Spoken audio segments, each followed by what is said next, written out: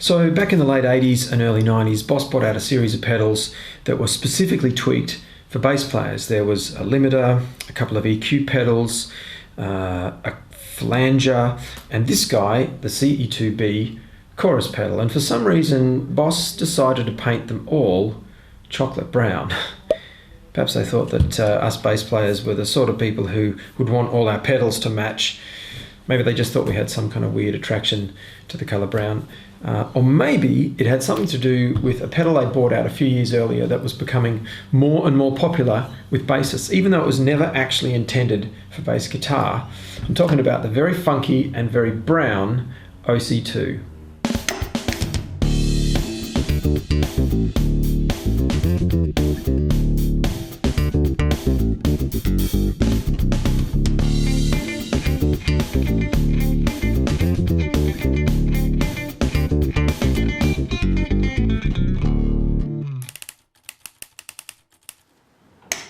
I love this pedal. I've had it since I was a teenager, but I've often thought it could use a little more tonal range. And like most bass players, I usually have the second octave turned all the way down. So the plan is to remove that control and put, say, an EQ or some kind of low-pass filter in its place. Now, I've been looking over the schematic and I've got an idea.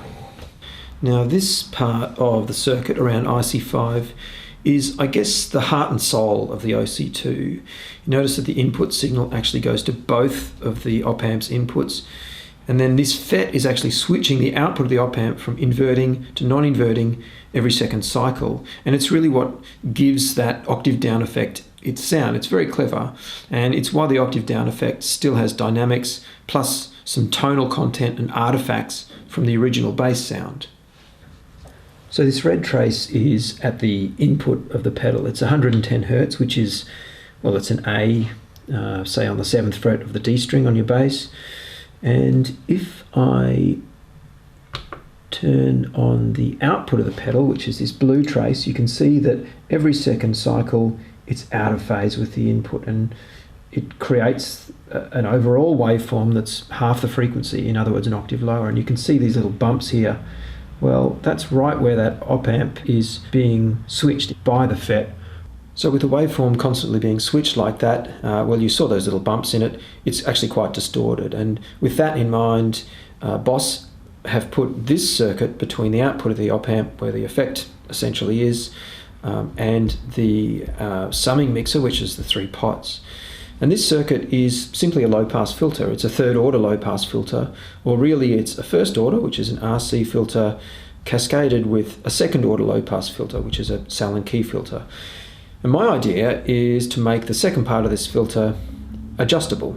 And to do that, I really just have to be able to change these two resistances at the same time and by the same amount. And really, to do that, I just have to replace them with a dual gang pot. I'll also have to change these caps just to give me the range I want, and in doing so I can also play around with the resonance of the filter, because it has to do with the relative sort of relationship of those two caps. But I'm not sure how it'll sound, and I'm not really sure whether it's worth doing, to be honest, or whether it's worth doing this way. And the best way to find that out really is to have a listen to the signal that's from this node. So what I'm going to do is actually run a temporary wire from there. I'll put a coupling cap in, and because the signal's quite hot at this stage in the circuit, I'll put a pot on it as well as an attenuator. That way I don't have to overload the input of my sound card, and then just run that to, say, a jack. That way I can sort of substitute the existing filter and play around with the low-pass filters in Ableton or Pro Tools and try and get a sense of what high and low limits to give it and whether to play around with its resonance.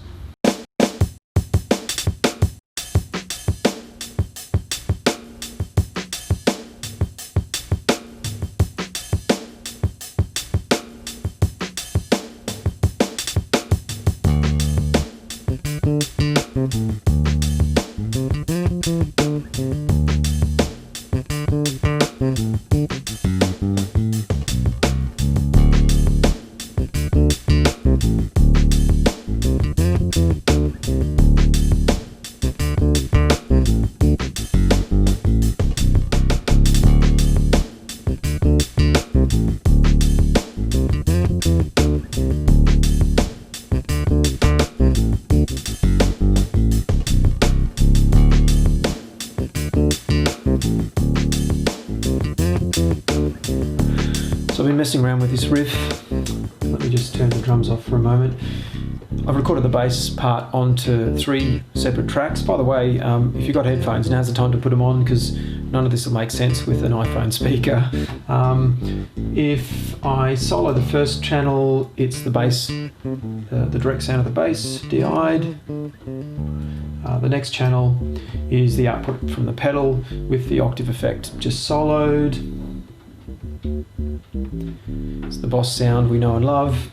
And the third channel, of course, is my little jack that I've soldered in there. And you can hear that switching distortion. It's kind of a fizzy distortion on the top. It doesn't sound that bad, actually. It's kind of cool. But what I've done on this channel is set up an EQ that very closely mimics the Salon key part of the filter that's already in the pedal. So I've got it set to 330 hertz, and I've got the Q control set to give me just a little bit of a resonance here, about a 4 dB peak. And if I switch that on,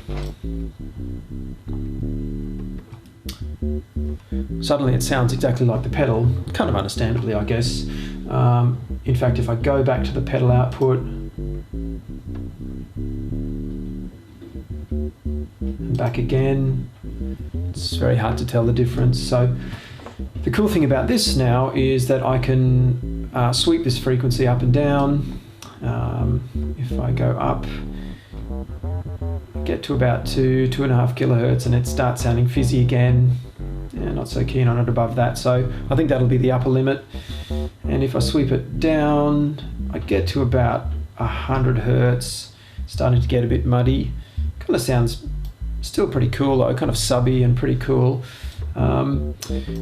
If I crank the Q control to just a little more resonance, 6 or 7 dB peak now, suddenly for my ear, suddenly the filter just sort of comes alive a bit, and it kind of sounds cool no matter where I put it.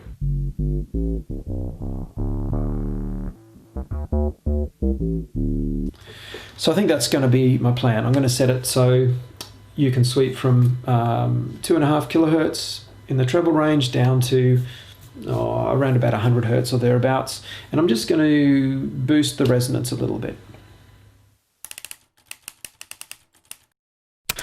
Alright, just got these little guys in the post, 9mm dual gang reverse audio taper pots. I'll talk about those in a sec. On the screen I've got a couple of simulations. The first is how the Salon key part of that filter appears in the pedal as is, and the lower half is how it should react after I've modded it.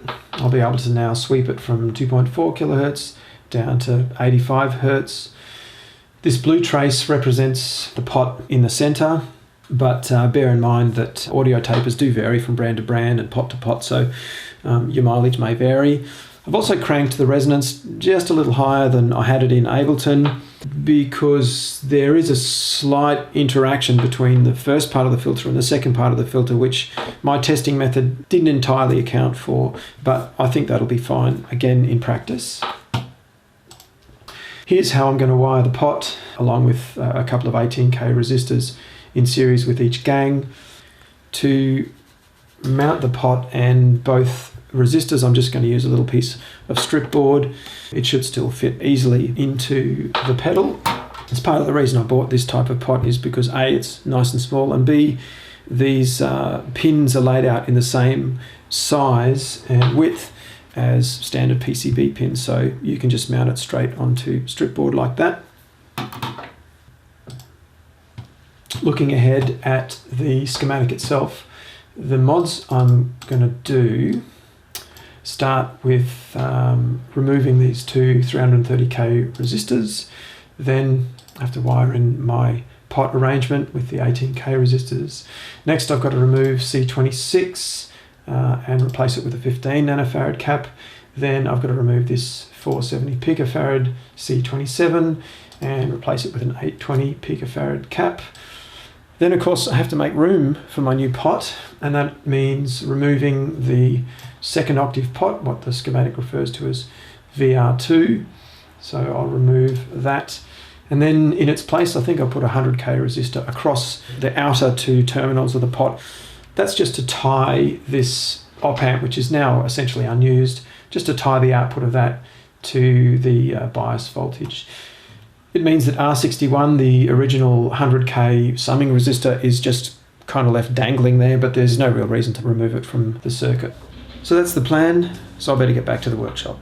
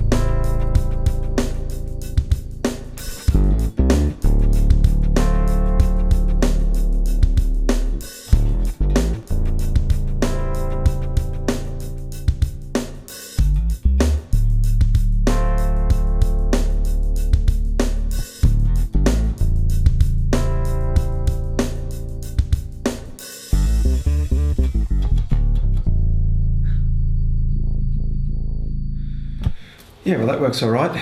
Certainly seems to open up a few new sounds from the pedal, which is a good thing. So give it a go.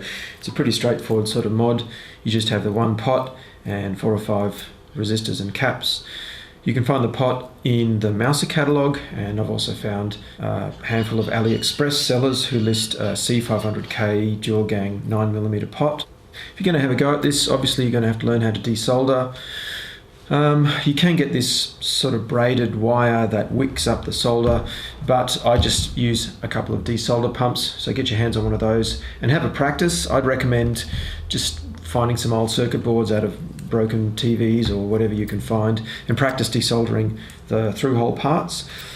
You have to be careful with the old circuit boards in these old pedals because they're phenolic, and if you overheat that, it'll just kind of char and the pads will just lift up, and that's not a good thing at all.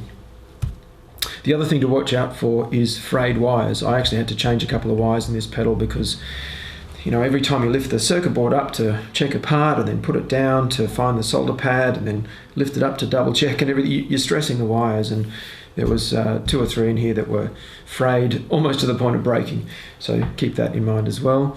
The other thing I was messing around with when I had that loop going in Ableton was the idea of also having a second low pass filter on the direct signal, and yeah, there's definitely some cool sounds you can get with that, and I think it'd make a really nice feature to add to my modded OC2. And looking at the schematic, it looks like it's doable from within the circuit, just like the other mod. It's a bit more heavy duty. It's probably going to be more like 10 or 12 parts I have to change instead of 4 or 5. But the real hurdle is working out how to fit an extra control onto the pedal without sort of drilling or hacking up the pedal in some sort of way. But just last night I found a supplier of these kind of things. This is a dual concentric pot or a stacked pot, but in this little tiny 9mm size. So I've ordered a couple of those, and when they come in, I look forward to making another video with that mod. So if that sounds like something you're interested in, do hit the subscribe button. Give me a thumbs up if you enjoyed this video. Let me know in the comments as well if you've had a go at this mod, and let me know how you went. So thanks for watching, and I'll see you in the next one.